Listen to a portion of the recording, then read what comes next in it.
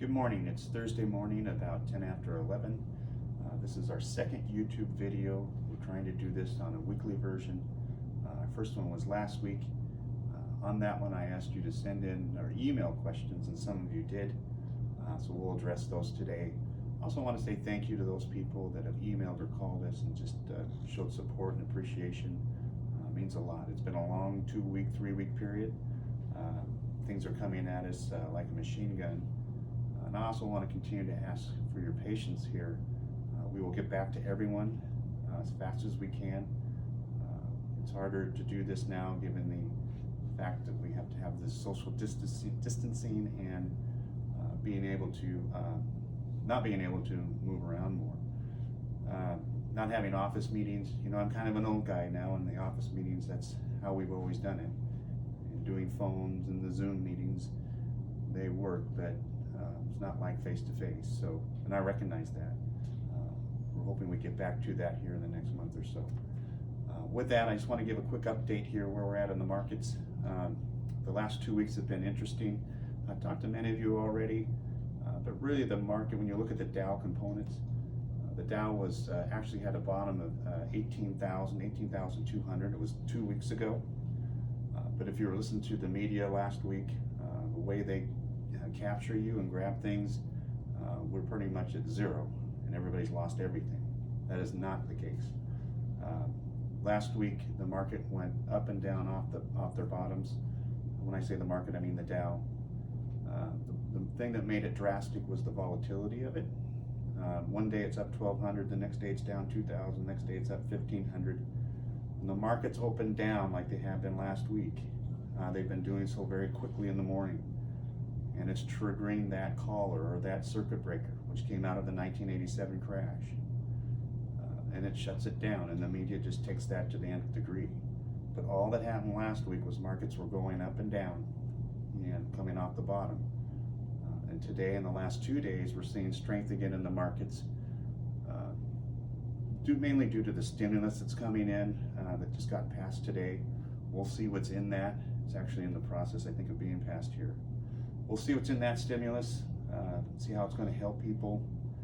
I have mixed emotions about it, but we'll see. I don't think it's going to be the last one. I think this will have to continue for a bit as we start to see the repercussions of shutting everything down in the last couple of weeks. We'll see that more in April, May, going into June. And the markets again told us that, but the markets are looking past that now. And so they're looking for the stimulus to help keep us going, to help us recover. One of the questions that we had was why not just shut down the market altogether?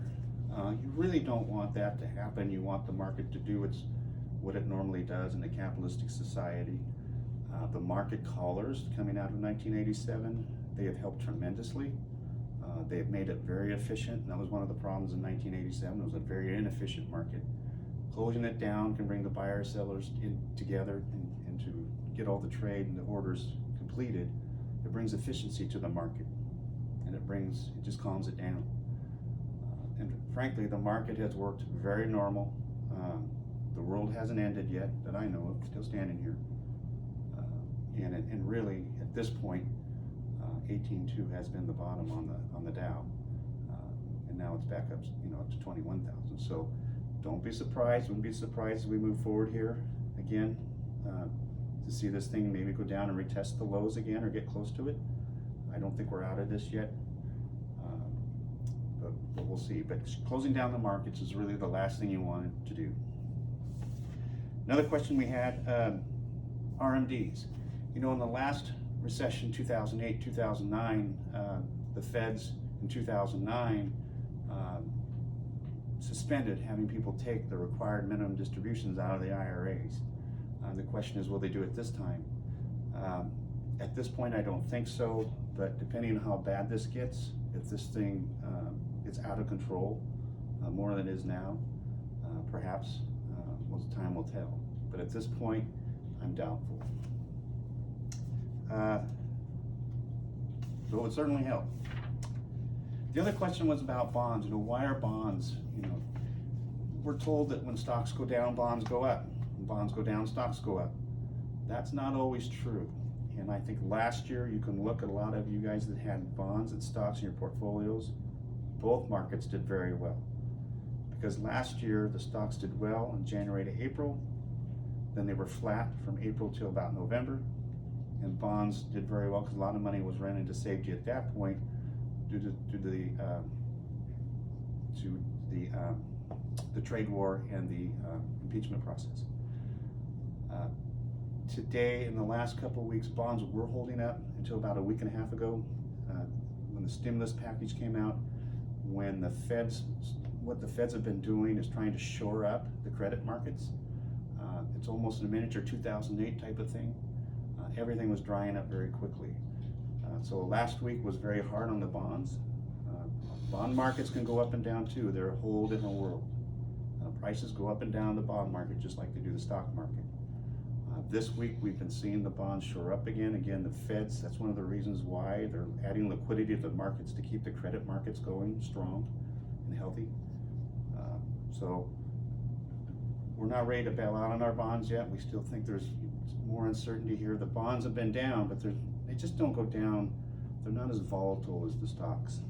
And so they still get the coupon, the dividends out of them. So